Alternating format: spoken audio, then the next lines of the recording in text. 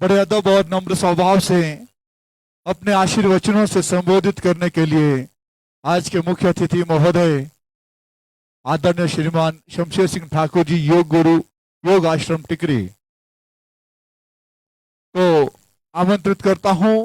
महोदय, हमें आपके वो क्षण भी याद है जब आप, हमारे जहन में याद है, हम नन्हे वन्ने बच्चे हुआ करते थे। राजनीतिक क्षेत्र में जब आप एक बुलंदियों पर थे और मैं समझता हूं हिंदुस्तान को आपने फॉरेन में रिप्रेजेंट किया है। हमें फक्र है आप पर, हमें नाज है आप पर। आज आप एक कड़ी, एक अध्याय आध्यात्मिक में जुड़े हैं, वहां पर भी महोदय आप शीर्ष पर है। हमें आप पर नाज है।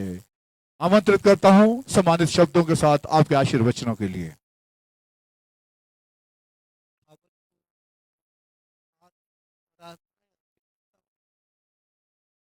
आप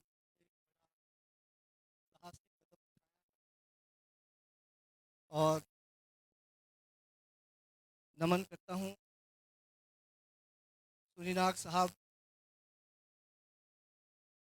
काबल के भगत आए हैं, उनके पुजारी आए हैं और इस वृद्ध अवस्था में आए हैं। 90 साल से ऊपर है इनको और 75 वर्ष में ये देवते के पुजारी रहे, उनके भगत। उनका हमारे बीच आना इस वृद्ध अवस्था में बहुत से आशीर्वादों को देख रहा और सुन्नाक साहब के परिवार के समझो उनके भगत मुकेश टिकराल जी को कौन नहीं जानता। इनका भी मैं हार्दिक अभिनंदन करता हूँ। बहुत ही प्रवीण प्रवक्ता है, क्षेत्र की हर एक समस्याओं को उजागर करते हैं जेवीएन टेलीविज़न पर और बार बार हमारे उत्साह के लिए भी मौजूद हो जाते हैं। साथ ही मंच पर विराजमान एक मेरे साथ आए योग साधक राजपाल जी जो काबल से हैं और मुकेश टिकराल जी का संबंध तो सुनीनाग साहब से बहुत गहरा रहा है। ये भी उनके पुजारी ही हैं, गृह पुजारी हैं उनके। तो एक सुनीनाग साहब का परिवार यहाँ पर आप लोगों के बीच मौजूद है और मैं भी उनके ही परिवार से हूँ। हमारा भी उस देवते से बहुत गहरा संबंध रहा है। हालांकि मुझ पास टाइम नहीं था कि मैं इस कार्यक्रम में आता, लेकिन जब मैंने सुना कि ये सुनीनाग साहब का योग मंडल है तो मैं गदगद हो गया। मैंने कहा मैं आप लोगों को इनकार नहीं कर सकता।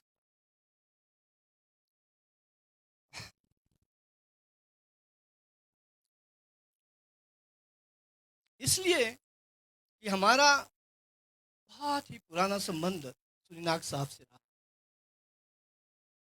और एक बहुत ही शक्तिवान और पुण्यवान देवता है। और सबसे बड़ी खुशी मुझे इस बात की होती है कि वहाँ पर जो है कोई बलि प्रथा नहीं और इसका श्रेय काबल की मंदिर कमेटी को भी जाता है और इस युवा क्लब को भी जाता है, वहाँ की पंचायत को भी जाता है और वहाँ के लोगों को भी जाता है और मुकेश जी को भी जाता है। एक अच्छी स्वस्थ परंपरा उन्होंने एक देवते के प्रांगण में शुरू की जहाँ कोई बलि प्रथा नहीं होती। और ये क्योंकि मैं योग से संबंधित हूँ, योग सनातन धर्म है, सनातन धर्म से भी संबंधित हूँ, इसीलिए सनातन धर्म की जो परंपराएं हैं उनके ऊपर कुछ कहने के बगैर मैं रह नहीं सकता।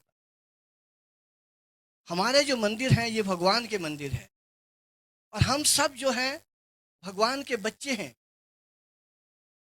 अगर जितने भी प्राणी हैं भगवान के बच्चे हैं, अगर किसी भगवान के बच्चे को उसके पास काटने के लिए ले जाएं तो क्या भगवान खुश होगा? एक सोचने का विषय है। ये जिम्मेदारी सारी युवाओं पर है आज, क्योंकि ये युवा क्लब है, सब युवा से जुड़े हैं, सब पर ये जिम्मेदारी बनती है। आप इस क्लब के बच्चों को, यहाँ के पंचायत के लोगों को और वहाँ के लोगों को और पुजारियों को देखिए, उन्होंने कैसी स्वस्थ परंपरा जो है सनातन धर्म की हमारे मंदिरों में शुरू की है। वहाँ पर कोई बलि प्रथा नहीं होती।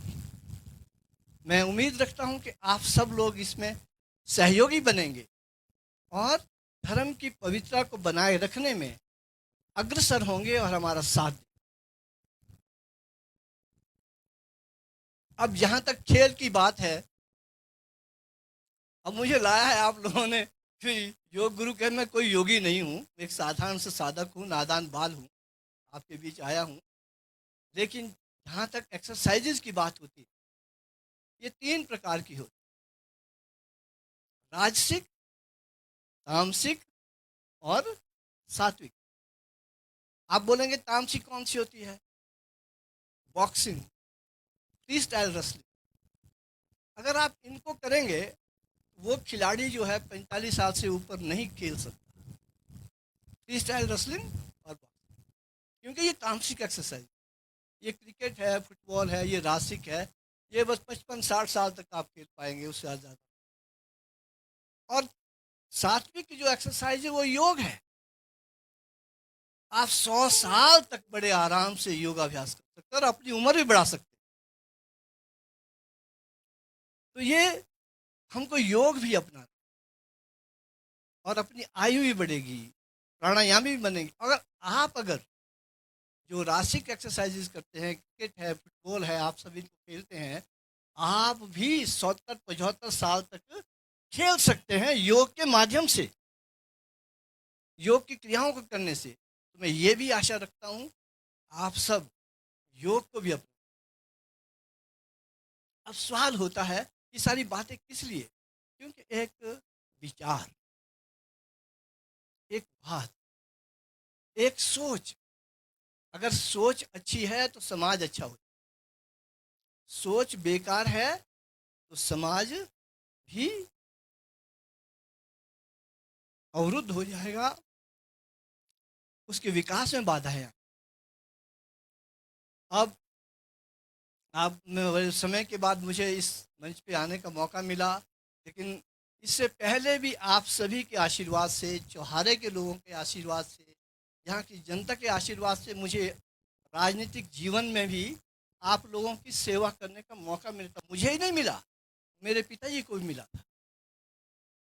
आपको मालूम नहीं होगा कि 1963 में विकासगंज चौहारा के अध्यक्ष मेरे पूज्य पिताजी बने थे और वो 1981 तक रहे थे।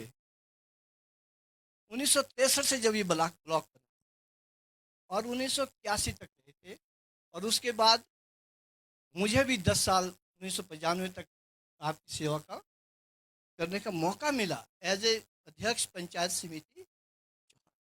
एक सोच की बात कहता हूँ, एक सोच हमने रखी जब मेरे पिताजी थे, तो 1974 में उन्होंने, संस्कृति की बात आती, हमारा संस्कृति से बड़ा प्यार रहा। 1974 में जब वो चेयरमैन थे, तो संस्कृत महाविद्यालय जांगला के वो कमेटी के अध्यक्ष बने थे और उन्होंने प्राइवेट कॉलेज शुरू किया था। 1974 में केवल 2 लड़के थे। आज फिर उसके बाद हमने, जब मैं अध्यक्ष बना, मैंने उसको टेक ओवर करा दिया मानव संसाधन मंत्रालय से। अब आप वहाँ देख रहे, एक सोच थी कि भाई हमने एक संस्कृत का कॉलेज खोल रहा है, तो उन्होंने उसको खोला। उसके बाद मैंने उसका सहयोग दिया। आज उस कॉलेज में प्रोफेसर बन गए, संस्कृत के बड़े बड़े विद्वान बन गए चौहारे से, और सैकड़ों लड़कों को नौकरियां मिल गई। जितने शास्त्री चौहारे में लगे हैं, जिन स्कूलों में लगे, सब संस्कृत महाविद्यालय जांगला से लगे। कम से कम 500 लड़के शास्त्री है इस वक्त। एक सोच थी, एक अच्छी सोच रखेंगे आगे जाए। उसके बाद जब मैं अध्यक्ष बना, तो हमने देखा कि यहाँ कॉलेज नहीं है। उस वक्त राजा साहब मुख्यमंत्री हुआ करते थे, मैं यहाँ का अध्यक्ष था। हमने प्रस्ताव रखा तो ये कॉलेज खोल दिया। 1988 में सीमा कॉलेज खोला, और आपको हैरानी होगी कि 5 सितंबर 1988 को जो शिक्षा दिवस होता है, तो मैं वहाँ भी चीफ गेस्ट था। सीमा कॉलेज में मुझे चीफ गेस्ट बुलाया गया था 5 सितंबर को। और ये सोचकर आप हैरान होंगे कि 16 लड़के थे और 8 प्रोफेसर एक कमरे के अंदर शिक्षा दिवस मनाया गया था।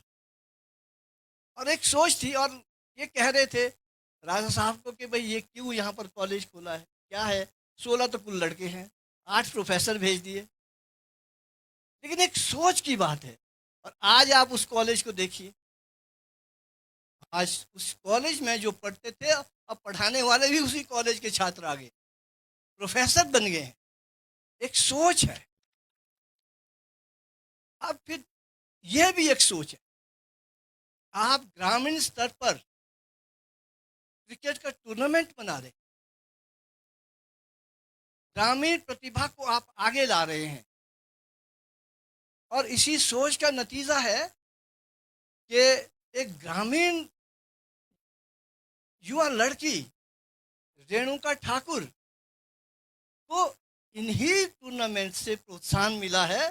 कहाँ वो पासे के नाले में जाके एक छोटी गेंद को लेकर क्रिकेट खेला करती थी, आज वर्ल्ड कप में गोल्ड मेडल लेकर भारत के लिए आई है। मैं उनका भी धन्यवाद करता हूँ, उनको हार्दिक संवेदनाएं व्यक्त करता हूँ, आराधनाएं व्यक्त करता हूँ कि आपने हमारे मान सम्मान को, रोहड़ू के मान सम्मान को ऊपर बढ़ाया है। लेकिन उसकी आधारशिला में एक सोच इन्हीं प्रतियोगिताओं की है। उसके उसके धरातल में कोई सोच है, तो वो है ग्रामीण स्तरीय युवक मंडल द्वारा आयोजित की गई प्रतियोगिताएं। ऐसी सोच अगर रखें, कहने का मतलब है कि हमको एक अच्छी सोच रखनी, चाहे वो संस्कृति के प्रति है, चाहे देवताओं के प्रति है, चाहे खेलों के प्रति है। और अच्छी सोच रखेंगे, अवश्य ही हम एक दिन प्रगति के और शिखरों पर पहुंचने में से हमें कोई नहीं रोक सकता है। अब क्रिकेट की बात है, भाई मुझे तो ज़्यादा नहीं आता, मैं इतना ज़रूर जानता हूँ, जब मैं कॉलेज में था, ये कपिल देव है, मेरे कॉलेज फेलो रहे, हमारे साथ कॉलेज डीओई कॉलेज में चंडीगढ़ में हुआ। और पहली बार कपिल देव जी वहाँ से पाकिस्तान गए थे भारत की टीम, और 2 विकेट लेके आए थे, और हमने उनका सम्मान किया था डीओई कॉलेज चंडीगढ़। और उसके बाद वो लड़का बढ़ता ही चला गया, फिर मुझे नहीं मिला। अब मिलते थे और मैं देखता था वो क्या अभ्यास करते, जो नेट प्रैक्टिस करते थे, रात दिन नेट प्रैक्टिस पे लगे।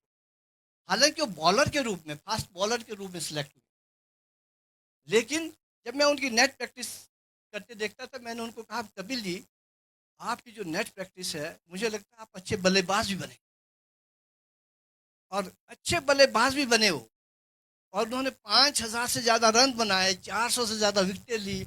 और शायद वो 1983 में हुआ था वर्ल्ड कप, है ना, जिसको जीत कर फिर वो भारत के लिए सम्मान लेकर। तो ये प्रतिभाएं इस प्रकार ही उभरती हैं, अच्छी सोच रखने से। और क्रिकेट में तो बड़े अच्छे अच्छे रहे हैं हमारे भारत के सचिन तेंदुलकर, लेकिन उनसे भी अच्छे रहे हैं शायद ब्रैडमैन थे, ब्रैडमैन हुआ करते थे, है ना, और जिन्होंने 52 टेस्ट मैचेस में 23 सेंचुरियां और 14 हाफ सेंचुरी, ज़बरदस्त रहे। और फिर काउंटी मैचेस में हमने सुना है कि अगर सबसे ज़्यादा रन किसी ने बनाए हैं तो शायद वो लारा ने बनाए थे। मिस्टर लारा ने 501 not out, 501 501 run not out रहे हैं वो। तो उनसे हमने प्रेरणाएं लेनी है। मैं सोचता हूं कि आप भी ऐसा खेल खेलें कि 501 रन बनाए और आउट ना हो। ये ऐसी प्रेरणाएं उन लोगों से लेनी है। और विकेट पे राहुल द्रविड़ जी विकेट पे टिकने की क्षमता रखते थे। एक बार की बात है, जब वो क्रिकेट खेल रहे थे तो 100 गेंदों में 1 ही रन बनाया था उन्होंने, 100 गेंदों में केवल 1 रन।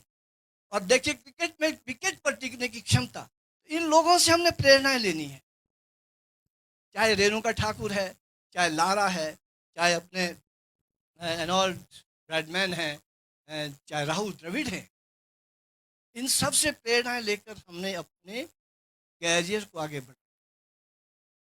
और मैं ये समझता हूँ कि आप सब जो है इन सब से प्रेरणाएं लेकर जो है इस क्रिकेट के क्षेत्र में आगे जाएंगे, अपने क्षेत्र को आगे ले जाएंगे, एक अच्छी सोच रखकर जो है आगे बढ़ेंगे। और मैं क्या नाम कहते हैं आभार व्यक्त करता हूँ। मैं इस लायक नहीं था कि आपने बहुत बड़ा सम्मान मुझे दिया। मैं एक नादान सा बच्चा हूँ और अपने गांव में रहता हूँ। छोटा मोटा जो कुछ आता है बच्चों को सिखाता रहता हूँ और कोशिश करता हूँ कि एक अच्छी सोच हमारे इलाके में आए और उस सोच को लेकर हम आगे बढ़े।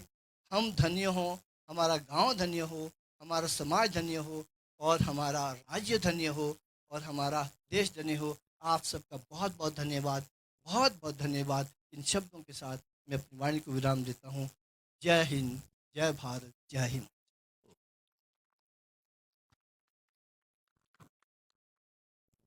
बहुत बहुत आभार महोदय। आपने जो अपने आशीर्वचनों से हम सभी को अलंकृत किया है, हम आपके बहुत बहुत आभारी है। और आपने जो अपने कार्यक्रम, व्यस्त कार्यक्रम में से चंद पल हमें आशीर्वाद देने के लिए निकाले महोदय, इसके लिए भी युवक मंडल आपका बहुत बहुत आभारी है।